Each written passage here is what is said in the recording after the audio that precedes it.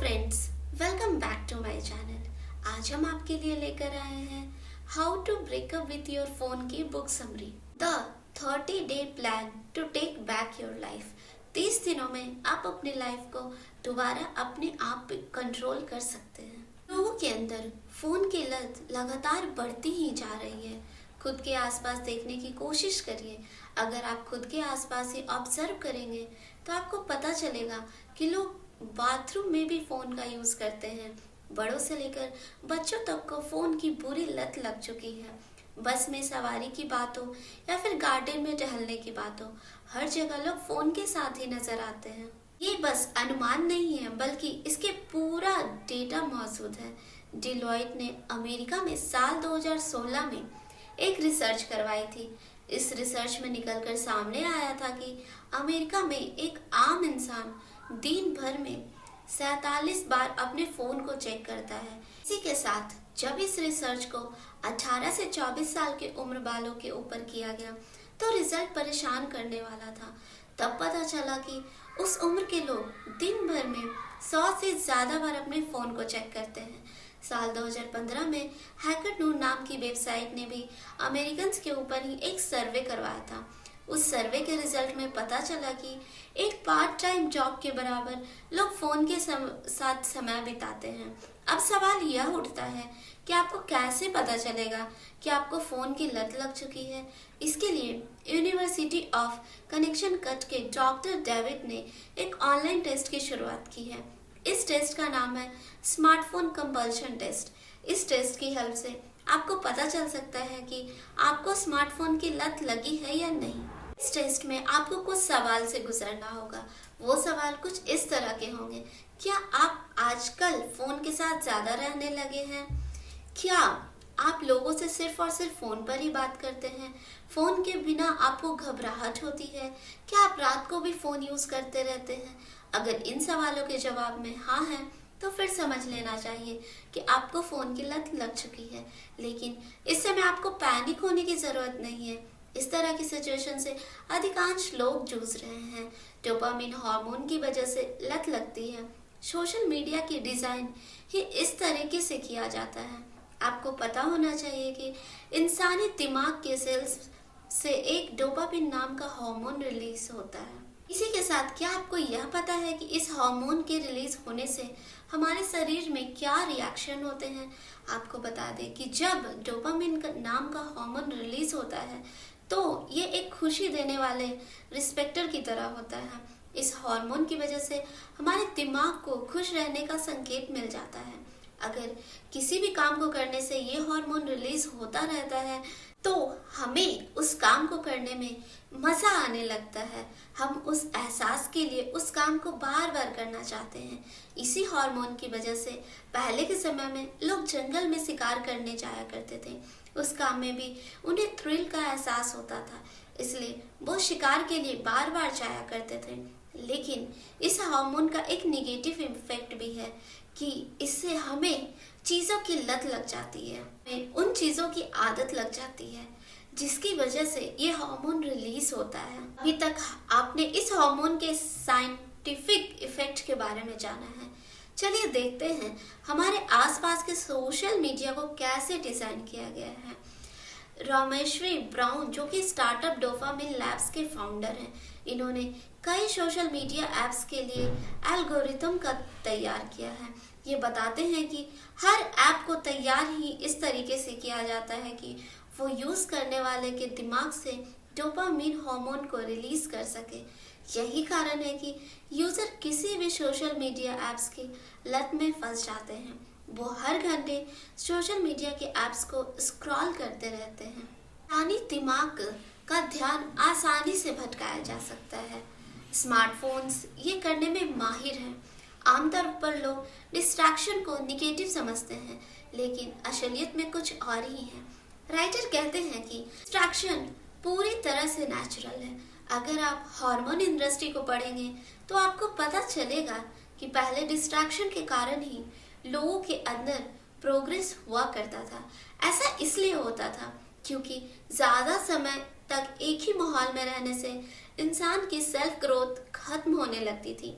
इसलिए लाइफ में डिस्ट्रैक्शन होना भी बहुत ज़रूरी था। लेकिन ये पूरी सच्चाई नहीं है। इस फैक्ट को बताकर फ़ोन से होने वाले डिस्ट्रैक्शन को सही नहीं ठहराया जा सकता है। ऐसा इसलिए क्योंकि अब समय बदल चुका है। अब कई रिसर्च में ये बताया जा चुका है कि इंसानी दिमाग को कंसंट्रेट करने में काफ़ी ज़्यादा समय लगता है। इसमें कोई दो राय नहीं है कि स्मार्टफोन्स आपको लक्ष्य से डिस्ट्रैक्शन करने में माहिर हैं। इसको समझने के लिए हमें फ़ोन्स को किताबों से कंपेयर करके देखना चाहिए। एग्जाम्पल के लिए, अगर आप बुक पढ़ रहे होते हैं तो फिर आपको डिस्ट्रैक्शन बाहरी चीज़ें ही कर सकती है, जैसे कि किसी ने दरवाज़ा खटखटाया या फिर किसी का फ़ोन आ गया। उन डिस्ट्रैक्शन के बाद भी आपके दिमाग को पता रहेगा कि उसे फोकस कहाँ करना है। लेकिन जब हम फ़ोन यूज़ कर रहे होते हैं तो पूरी तस्वीर ही बदल जाती है। हम स्क्रीन की तरफ ध्यान लगाने की कोशिश करते हैं और उसी स्क्रीन पर बार बार एड्स या नोटिफिकेशन आते रहते हैं। उस दौरान होता कुछ ऐसा है कि हमारे दिमाग को फोकस करने के लिए ज़्यादा मेहनत करनी पड़ती है, जिसकी वजह से वो जल्दी जल्दी थकने लगता है। धीरे धीरे ऐसा भी समय आ जाता है कि हमसे किसी भी काम के ऊपर फोकस ही नहीं हो पाता है। इन्हीं सब कारणों की वजह से आज के समय में लोगों का ध्यान बड़ी आसानी से भटकने लगा है। इस चैप्टर में हम ये सीखने चाहिए कि हमें स्क्रीन पर ज़्यादा वक्त बिताना बंद करना होगा। अगर हमारी बुक्स को पढ़ने की आदत होगी तो फिर हमारी कोशिश रहनी चाहिए कि हम उसकी हार्ड कॉपी ही पढ़ें। शॉर्ट टर्म मेमोरी और लॉन्ग टर्म मेमोरी के ऊपर भी फ़ोन असर डालता है। मेमोरी यानी कि याददाश्त वो ऐसी चीज़ है जो हमें हम बनाती है। इंसानी शरीर की कल्पना भी बिना याददाश्त के नहीं की जा सकती है। इसलिए ज़्यादातर उम्र के लोगों को ये चिंता लगी होती है कि कहीं उनकी मेमोरी कमज़ोर ना हो जाए। लेकिन आज का समय ऐसा होता जा रहा है कि यंग लोगों की याददाश्त भी कमज़ोर होते जा रही है। क्या कभी हमने इसके पीछे की वजह जानने की कोशिश की है? आपको बता दें, इसके पीछे की वजह भी हमारे साथ रहने वाले फ़ोन ही हैं। आपको पता होना चाहिए कि फ़ोन का हमारी शॉर्ट टर्म मेमोरी पर बहुत बुरा असर होता है। शॉर्ट टर्म मेमोरी, जिसे वर्किंग मेमोरी भी कहा जाता है, इसका काम हमें यह बताना होता है कि हमारे चारों तरफ अभी फ़िलहाल क्या चल रहा है। इसी की वजह से आपको सारी जानकारियाँ भी याद रहती है। लेकिन हमें पता होना चाहिए कि फ़ोन की वजह से हमारी शॉर्ट टर्म मेमोरी खराब होते जा रही है। फ़ोन से पैदा होने वाले डिस्ट्रैक्शन हमारे शॉर्ट टर्म मेमोरी के ऊपर बुरा प्रभाव डाल रही है। जितनी बार भी आप फ़ोन के अंदर देखते हैं, आपके दिमाग के अंदर तुरंत बहुत सारी जानकारियाँ जाने लगती हैं। लेकिन हमारी शॉर्ट टर्म मेमोरी की इतनी शक्ति नहीं होती है जितना प्रेशर हम उसके ऊपर डालने की कोशिश करते रहते हैं। इससे बस हमारी शॉर्ट टर्म मेमोरी पर ही बहुत बुरा असर नहीं होता है, बल्कि लॉन्ग टर्म मेमोरी पर भी बुरी असर पड़ने की शुरुआत हो चुकी है। लॉन्ग टर्म मेमोरी की वजह से ही हम पुरानी से पुरानी बातों को भी याद रख पाते हैं। हमें पता होता है कि पिछले हफ्ते या कई साल पहले क्या क्या हो चुका है। लेकिन जिस तरह से फ़ोन हमारी शॉर्ट टर्म मेमोरी को इफ़ेक्ट कर रहा है, वो वक्त आने में देर नहीं लगेगी जब हमारी पूरी याददाश्त फ़ोन की वजह से प्रभावित होने लगेगी। सिंपल सी बात यह है कि वो ये हर चीज़ की एक लिमिट होती है। इसी तरह से हमें अपने दिमाग की लिमिट का भी ख्याल रखना चाहिए। दिन भर फ़ोन से चिपक कर अपने दिमाग के अंदर कुछ भी नहीं डालते रहना चाहिए। फिजूल का कचरा इंफॉर्मेशन से दिमाग खराब ही होगा। इसलिए अपने दिमाग को बचाने की जिम्मेदारी भी हमारी ही है। हमें समझना चाहिए कि इन डिजिटल डिवाइस से हमारे मेंटल हेल्थ पर भी असर पड़ता है। फ़ोन से कई तरह की ऐप्स से जिसने आपकी लाइफ में कोई वैल्यू ऐड नहीं हो रही है, उनसे दूरी बनाने की कोशिश करें। फ़ोन के ज़्यादा इस्तेमाल से स्लीप पैटर्न भी डिस्टर्ब होते हैं। डिजिटल दुनिया से इंसान के जीवन में कई खुशियाँ भी आई हैं। इन्हीं खुशियों में से एक का नाम है सोशल मीडिया। इसकी मौजूदगी के कई सारे फ़ायदे भी हैं, लेकिन इसके ज़्यादा इस्तेमाल से होने वाले नुकसान को भी नज़रअंदाज नहीं किया जा सकता है। इसका बुरा प्रभाव सीधे तौर पर हमारे हेल्थ पर पड़ता है। सोशल मीडिया के ज़्यादातर इस्तेमाल से हमारे अंदर एंजाइटी जैसी मानसिक बीमारी भी हो सकती है। आज के समय में नींद ना आना काफ़ी आम बीमारी हो गई है। अक्सर लोग इसे काफ़ी सामान्य समझते हैं, लेकिन हमें पता होना चाहिए कि कम नींद लेने से हमारी हेल्थ काफ़ी ज़्यादा खराब हो सकती है। रिसर्च लैब में ये बात साबित हुई है कि फ़ोन से हमारी नींद पर बुरा असर पड़ता है। इसके पीछे का रीज़न यही है कि फ़ोन को कुछ इस तरह से डिज़ाइन किया जाता है कि उससे हमारा ध्यान लगा रहे। आज के समय में लोग फ़ोन को साथ में रखकर सोने की कोशिश करते हैं।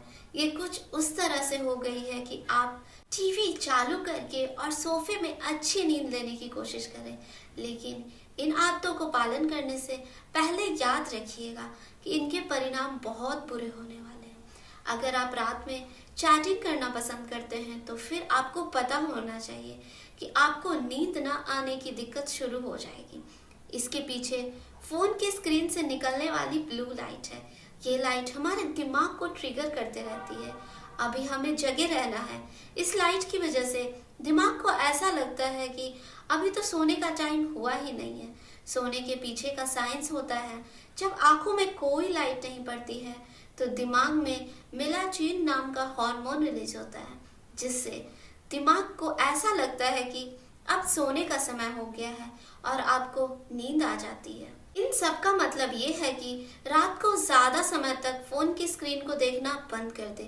अगर आप ऐसा नहीं करेंगे तो फिर आपके लिए सोना और भी ज़्यादा मुश्किल होता जाएगा।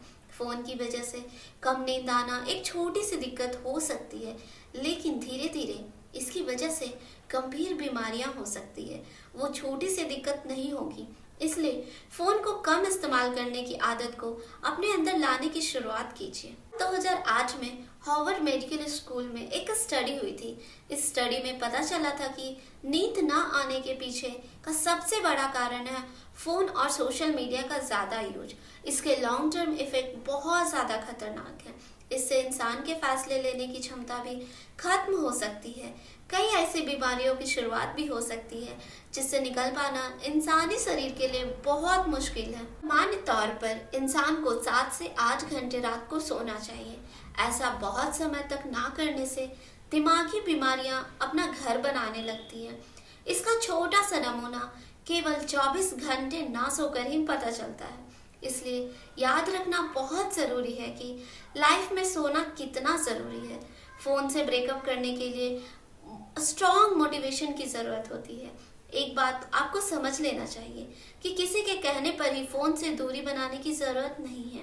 किसी भी चीज़ का फ़ायदा तब तक नहीं होगा जब तक वो चीज़ आपके अंदर से ही ना आए। इसलिए शुरुआत में आप ट्रायल के लिए कुछ समय के लिए सही लेकिन फ़ोन से ब्रेकअप कर सकते हैं। इसके बाद आपको एहसास होगा कि कौन सी आदत आपके लिए बेहतर है। फिर आपको पता चलेगा कि दिन भर फ़ोन पर लगे रहने से कोई भी फ़ायदा नहीं हो रहा। उससे आपके दिमाग और शरीर को बहुत सारे नुकसान हो रहे थे। अगर आप फ़ोन से दूर नहीं रह पाते हैं तो भी परेशान होने की ज़रूरत नहीं है। इसके लिए आप 1-2 घंटे ही फ़ोन से दूर रहने की शुरुआत कर सकते हैं। कुछ दिनों में आपको पता चल जाएगा कि बिना फ़ोन के ही लाइफ का असली मज़ा है। इसी के साथ साथ अगर आप फ़ोन से दूर रहने का फैसला करते हैं तो फिर आपको ये बात भी क्लियर रखनी चाहिए आप ऐसा क्यों कर रहे हैं, मतलब इसके पीछे का मोटिवेशन क्या है। आपको पता होना चाहिए कि फ़ोन से दूरी बनाने के बाद आप उस समय में क्या करने वाले हैं। क्या आप उस समय में कुछ नया सीखने वाले हैं या फिर आप अपने परिवार के साथ क्वालिटी टाइम स्पेंड करने वाले हैं। यही सब चीज़ें आपके लिए स्ट्रॉन्ग मोटिवेशन का काम करेगी। याद रखिए, बिना मोटिवेशन के आपकी लाइफ में अच्छे बदलाव नहीं आएंगे। इसलिए लाइफ को बेहतर बनाने के लिए एक अच्छे उद्देश्य के साथ अपने फ़ोन से ब्रेकअप करने की शुरुआत कीजिए। ऐसा करने से बस आपकी लाइफ बेहतर होने लगेगी। सोशल मीडिया ऐप्स को डिलीट करने के भी कई फ़ायदे हैं। फ़ोन के अंदर सबसे ज़्यादा लत लगाने वाली चीज़ है सोशल मीडिया ऐप। इनकी बहुत बुरी लत लगती है। ये जंक फूड्स की तरह होती है। इनके यूज़ की शुरुआत के बाद इन्हें बंद करना बहुत ही मुश्किल सा हो जाता है, लेकिन इनके ऐप्स को डिलीट करना मुश्किल सा हो जाता है, लेकिन इनके ऐप्स को डिलीट करना मुश्किल नहीं है। दिल को मजबूत करिए और इन्हें डिलीट करने की शुरुआत कर दीजिए। वो आपको कई बार बोलेंगे कि सारे डेटा भी खत्म हो जाएंगे, लेकिन आपको उन बातों में नहीं आना है। आपको तुरंत उन्हें अपने फ़ोन से डिलीट कर देना है। अगर फिर भी कंफ्यूजन आए तो सोचिए कि इनको देने वाले समय में आप क्या क्या कर सकते हैं। आप कहीं घूमने जा सकते हैं, आप गार्डनिंग कर सकते हैं, या फिर आप ऐसे ही खुद से दोस्ती भी कर सकते हैं। तब आपको मोटिवेशन मिलेगा कि आप रियल वर्ल्ड से दोस्ती करने की शुरुआत करते हैं। बहुत हो गया सोशल मीडिया का डिजिटल दुनिया से प्यार करना। रियल दुनिया से, अपने दोस्तों से, अपने लवर्स से मिलने का मोटिवेशन लीजिए और इन फेक सोशल मीडिया ऐप्स को डिलीट करने की शुरुआत कीजिए। भले ही ऐसा करने का पॉजिटिव असर तुरंत ना दिखे, लेकिन इसका लॉन्ग टर्म में बहुत अच्छा असर होने वाला है।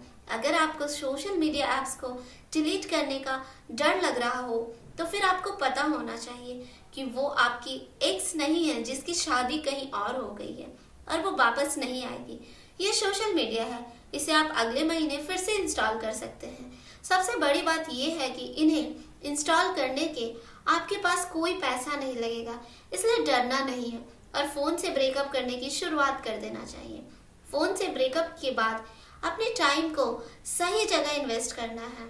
फ़ोन के ब्रेकअप के बाद आपको उसकी याद आ सकती है, मतलब आपको फियर ऑफ मिसिंग आउट हो सकता है। इसलिए इस बात का खास ख्याल रखना चाहिए कि आप ब्रेकअप के बाद अपने टाइम को कहाँ स्पेंड करने वाले हैं। इसलिए फ़ोन से ब्रेकअप करने से पहले ही डिसाइड कर लेना है कि आप वो टाइम को कहाँ यूज़ करने वाले हैं।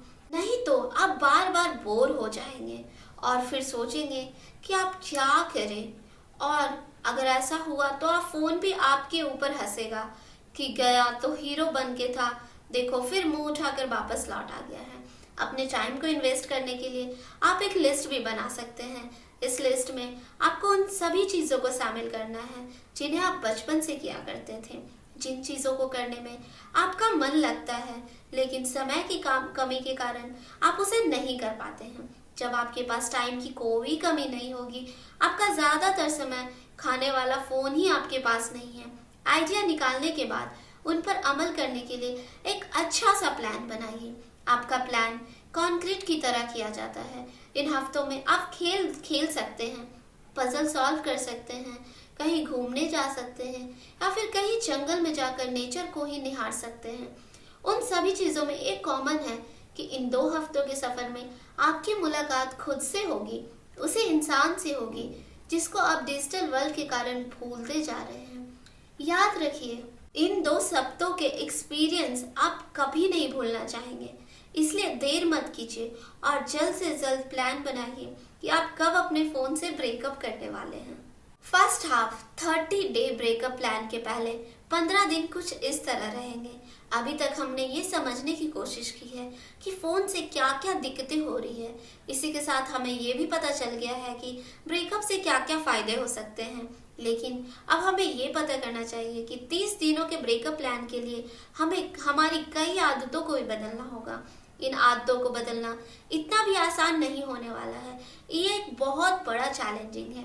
क्या हम इस चैलेंज के लिए तैयार हैं? सबसे पहले तो पहले और दूसरे दिन आपको ये ट्रैक करना होगा कि दिन भर आप कितनी देर फ़ोन पर रहते हैं। ये प्रॉमिस है कि इसके रिजल्ट से आपको बहुत बड़ी हैरानी होने वाली है। आपको अपनी फीलिंग्स के ऊपर ध्यान देना है कि फ़ोन को यूज़ करते समय करने के बाद आपको कैसा लगता है। इससे आपको पता चलेगा कि फ़ोन का दिमाग पर क्या असर पड़ता है। आपको डोपामिन हार्मोन का भी एहसास होगा। 5वें, 6ठे, 7वें दिन में सोशल मीडिया को यूज़ करना बंद कर दें। उस समय को किसी भी नई और बेहतर चीज़ में इन्वेस्ट करने की कोशिश करें। 8वें और 9वें दिन तक सभी नोटिफिकेशन को बंद कर दें। याद रहे कि फ़ोन के नोटिफिकेशन आपके ध्यान को खुद की ओर खींचने के लिए होते हैं। 10वें दिन फ़ोन को कमरे से बाहर रखकर चार्ज करना है और बाहर रखकर ही सोना है। इसके बाद से आपके दिमाग में एक अलग लेवल की एनर्जी होगी। 12वें दिन तक खुद के लिए कुछ अच्छी बुक्स खरीद लें। अब ज़्यादा समय बुक्स को ही देना है। 15वें दिन तक आपको घर के अंदर फोन फ्री जोन बना लेना है। इसकी शुरुआत खाना खाने वाली जगह से हो सकती, या फिर ये फैसला कर लेना है कि शाम को 7 बजे के बाद फोन को यूज नहीं करना है। ऐसा करने से फोन को चेक करने की लत से मुक्ति मिलने की शुरुआत हो जाएगी। इसी के साथ आप रियल लाइफ के और ज्यादा करीब हो जाएंगे। कॉन्ग्रेचुलेशन, आप 30 डे प्लान के फर्स्ट हाफ को पूरा कर चुके हैं। सेकेंड हाफ के लिए नेक्स्ट चैप्टर में चलते हैं। Second half 30 day breakup plan के आखिरी 15 दिन कैसे होंगे। 30 डे ब्रेकअप प्लान के आखिरी 15 दिन ऐसे होंगे। 30 डे प्लान का पहले 2 हफ्ते पूरी तरह से फोन को लेकर था, इसलिए आखिरी 2 हफ्तों में पूरी तरह से आपको लेकर होगा। 15वें दिन और 16वें दिन आपको अपने दिमाग को कंट्रोल करना होगा कि उसे शांत करना है। अगर उसका मन फोन की तरफ जा रहा है तो गहरी सांस लेकर ये क्वेश्चन करिएगा कि क्या ये इतना जरूरी है। इससे आपकी आदत बनती जाएगी कि फोन से दूर रहना ही अच्छा है। 17वें और 18वें दिन से आपको रोज म्यूजिक सुनने की कोशिश करनी चाहिए। इससे आपकी फोकस करने की क्षमता बेहतर होगी। 19वां और 20वां दिन इम्पॉर्टेंट है। इन 2 दिनों को वीकेंड की तरह लेना चाहिए। इन 2 दिनों के लिए फोन को स्विच ऑफ करके रख देना है। इन 2 दिनों को पूरी तरह से बुक्स के साथ बिताने की कोशिश करिए। 22वें और 23वें दिनों तक आपको काफी अच्छा लगने लगेगा। आपको पता चल चुका होगा कि फोन फ्री जोन के समय आपको कैसा लगता है। 24वें और 26वें दिन तक फोन से सभी गैर जरूरी चीजों की सफाई करनी है। जिन चीजों की जरूरत नहीं है उन्हें सब्सक्राइब करने की भी जरूरत नहीं है। अपने आसपास डिजिटल दुनिया को कुछ समय के लिए छुट्टी पर भेज दें और बुक से प्यार करने की शुरुआत करें। 27वें और 30वें दिन तक खुद की फोन की आदतों को ऑब्जर्व करें। आपको पता चल जाएगा कि अब आपको फोन की जरूरत ज्यादा नहीं पड़ती है।